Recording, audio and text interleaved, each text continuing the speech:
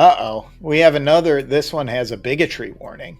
They have bigotry warning and SA warnings and violence warnings. And after a while, we read them and there is nothing like that. Or maybe very vague references. On the other hand, when they don't have those warnings, sometimes the stories are so unhinged that we have to take a while to gather up our minds after reading them. There's been a few that were like, I don't even know how they got there. So, today's horror story is from Relevant Ken 331. DM uses a homebrew setting that reflects his sick worldviews. For context, I've been wanting to get back into D&D after my 2-year campaign with some real-life friends ended. My first choice was obviously to play with them again, but everyone was busy and our schedules didn't line up anymore. So I went on D&D Beyond and looked through the LFG forums to find a long-term campaign or a one-shot. One particular post stood out, looking for players, long-term homebrewed world campaign. This is already something that doesn't scream, but it is something you have to pay attention on, because totally homebrew world, most of the times are not all that good. That can be true, yeah, absolutely. As we hear in other RPG horror stories. But I make an assumption, and we will see if I was right or wrong. Wild guess. Wild guess. It could be right. You're going to look like a genius or a goat. Yeah, or somebody who paid attention when I read the title of this. Oh yeah, that's good point. Apparently, the DM had some trouble with a player who left, and they needed a replacement. I was skeptical, but I missed D&D and figured, hey, maybe this could be a cool way to meet some new people. For context, I'm an international student in Taiwan, so I messaged to confirm time zones were fine, and he said it was no issue. At first, he seemed chill. He sent me a Google sheet of his planned sessions, weirdly inconsistent schedule, not weekly or anything, but whatever. He said as long as I could make his 10 a.m. sessions, I'd be good to join. Cool. I started brainstorming characters and asked him about his homebrew world, but before giving me any of the docs, he said he had to ask a few questions first, and here's what he sent. You want to read these? Yeah, okay. They're in quotes. First one, boy or girl. Second one, you get easily offended. In example, super PC. Third one, LGBTQ or any of that. If so, what kind? The next, you don't bring weird pronoun stuff into the game, right? Age. What race class do you usually play? No tieflings. Hey, brah, come on. This is one of my favorite classes. Oh, races. Yeah, races. There's a lot of tiefling hate out there. Yeah. Why? What's the matter with them? I don't know. I don't get it. As long as it's not like entirely homebrew made up stuff, and if it is, I might approve it, but I need to read through it first because most homebrew stuff is so broken it's unplayable. Are they OP? Are they overpowered? Considered to be overpowered? I don't think so. Especially in basic rules, they seem to be pretty chill. Yeah, I think what I've seen mostly is older DMs don't seem to like tieflings for some reason. I don't really know why. I'm the OG. I'm the OG dice jockey, and I don't care. So play what you want. You're a tiefling in my game on Thursdays. Yes. So we're good. The next one. Can you stay in character the whole time? I run serious games. No jokes, no memes, no breaking immersion. Legit. All right. Where do you live exactly? What do you do for work? Why does this matter? I have no idea. Have you used Roll20? You ever actually role-played a character? What do you expect from me as a DM? What kind of questions are these? And what do you bring to my table? This is the last question. What do you bring to my table? Is this a job interview or what? You can't ask half of these questions in a job interview in the US. But, for example, what do you bring to my table is a ridiculous one. What are also ridiculous do you feel? For me, it's mostly what do you do for work and what do you bring to my table? Where do you live exactly? Why does that matter for an online game? True. And of course, I'm opposed to this no tieflings stuff. I'm opposed to that too. I don't like that. I don't like these questions about Boy or girl, who cares? Are you easily offended? That's him just telling you that if you disagree with him, he's going to be a problem. Asking if people are LGBTQ has no bearing on the game whatsoever in-game. You just, later, you tell them they got to stay in character the whole time. So what does it matter what their sexual orientation is? It's irrelevant. In their character's sexual orientation may matter if you even play that way. I mean, I don't care. I don't do a lot of romance stuff in the games, but if people want to hit on the barmaid, go for it. We'll do some rolls and you'll probably get slapped. I don't care. I think a few questions were valid. I don't even think like what race and class do you usually play matters. We disagree. We don't totally disagree with him about no tieflings, but why does it matter what race and class I usually play? Yeah. All that matters is which race and class I'm gonna play for this game. Absolutely right? True. So a lot of this stuff is just sounds like personal preferences, and he's like flexing his DM muscles before these people even get in the game. I don't see any point in any of those questions. I don't necessarily disagree with what do you expect from me as a DM. I think that's probably a good question. Like, do you have any specific expectations of me as your DM in this game? Are you okay with me playing with your backstory to link it to the campaign? That kind of stuff. Right? Do you have any lines and veils I shouldn't cross? Some people do, and I'm okay with that. And what about what do you bring to my table? I don't get that one. This is an online game. I can't even bring snacks. I mean, what is your use? What are you useful for? Yeah. Something. What can I get from you? It sounds like that. Yeah. Yeah. What's the point of you? Yeah, right. I don't like that question either. That's a bad one. So at that point, I was like, WTF is this? A background check? Some of those questions already raised red flags, which we agreed, but I didn't want to assume anything yet, so I answered politely. He seemed satisfied enough, though the way he responded gave off this weird mix of ego and superiority. Every reply was half compliment, half lecture. When I said I like roleplay and character-driven storytelling, he replied, "Good, as long as you're not being dumb, you should be okay." I'm not really liking this guy very much, this DM. Odd phrasing, but I brushed it off. I'm guessing right now, all right, and we'll find out if I'm right or wrong.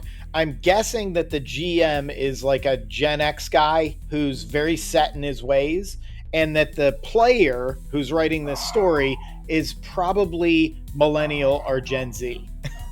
Yeah. From the way they're reacting to each other. Yeah.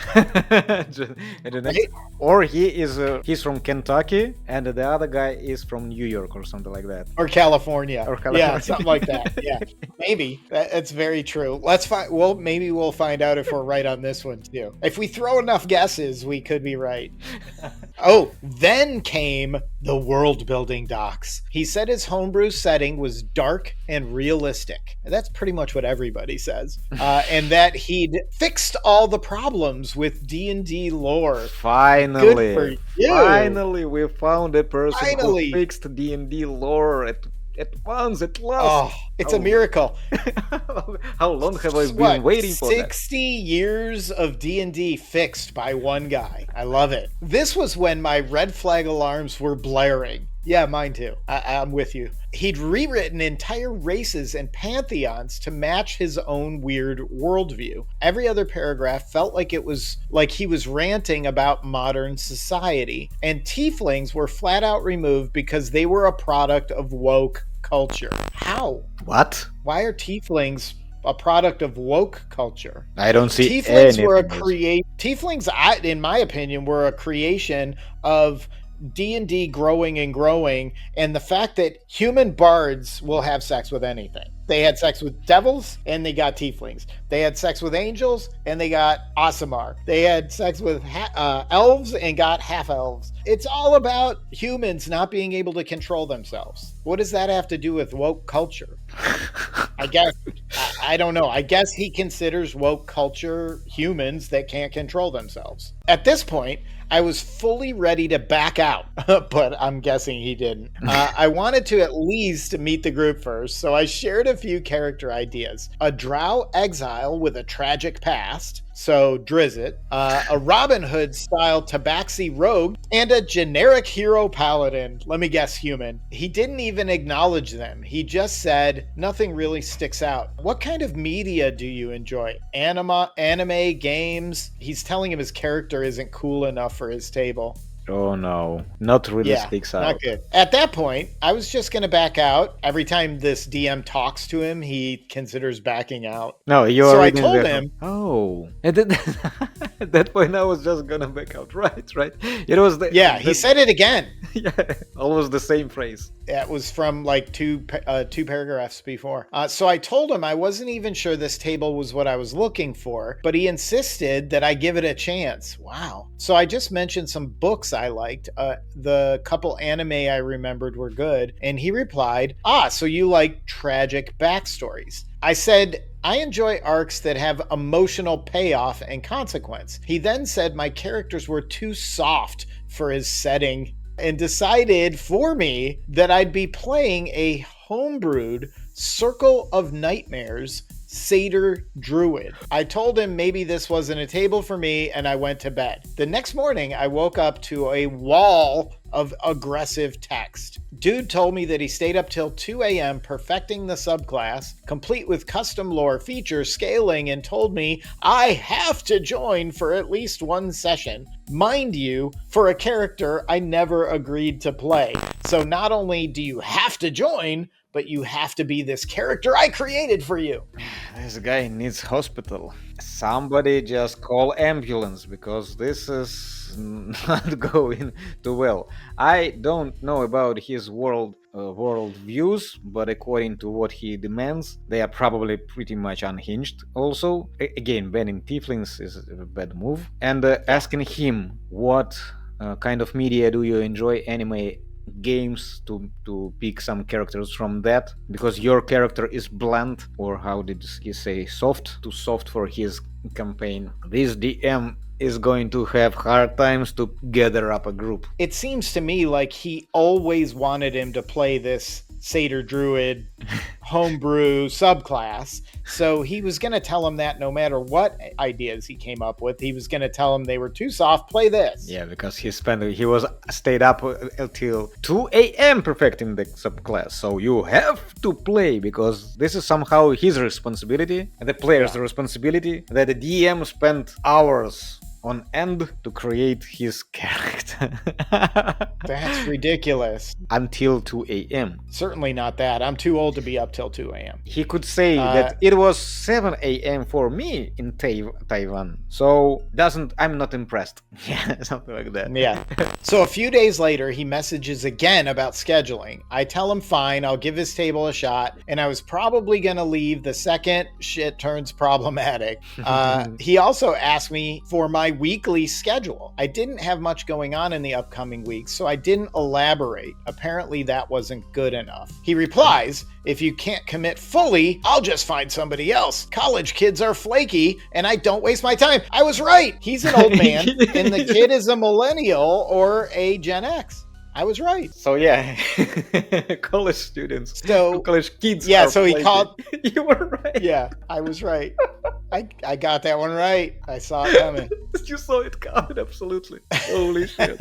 It was so on spot. This prediction. You see how it works. I'm shocked that we actually found out, though. I love that he put this sentence in so that I feel justified now. It was awesome. That was a perfect line. So he says, WTF? I literally already said that I was willing to back out 3 days ago, and he was the one that pressed me back into the game. Now he's starting to get on my nerves at this point. So my message was a bit heated, to which he told me to fuck off. Yes. Followed by some very problematic insults. Safe to say, I dodged a bullet there. He has some mental problems, I guess, so that one day he's one person, and after that there is split personality disorder or something like that. Like Billy Milligan, who Yeah. had 30 personalities. First, he's begging this person to stay in the campaign To give and it a play try. the character he made up for them. Then he's kicking him out. He said, "Give it a try. Give me a chance." And after that, you can't fully commit. You're out. Get the fuck out. I don't understand why he mentions in the thing too about the schedule being weird. That it wasn't on a weekly schedule. It was Tuesday one week and Thursday the next week, and so he was obviously tailoring the schedule to his own availability, which was all over the place. And he was expecting the players to just be available for that. You can't do that. D&D scheduling is hard enough to do. You have to have a set date and you have to play with whoever shows up. Otherwise, you're never going to play. Yeah, we have the same problem in real life D&D, but it sounds like a problem, but in reality it is not. Because our DM has always shifting schedule, so it is not fixed. His days, 1 week he is working, so it is like 3 days after 4, and sometimes they mix up, and it is very confusing. So every time he makes a poll in our group chat of our group, and there we decide which day we are going to play. It's almost always weekday. So we know in prior when we will be busy with our D&D. Threatening to kick people out of the game because they won't conform to your schedule is a bad look. Yeah, in this case, yes. Because here we all know each other. We all know, and whoever can't show up at the said day is going to miss a session. This is how it is. I missed one when I... Yeah, it happens.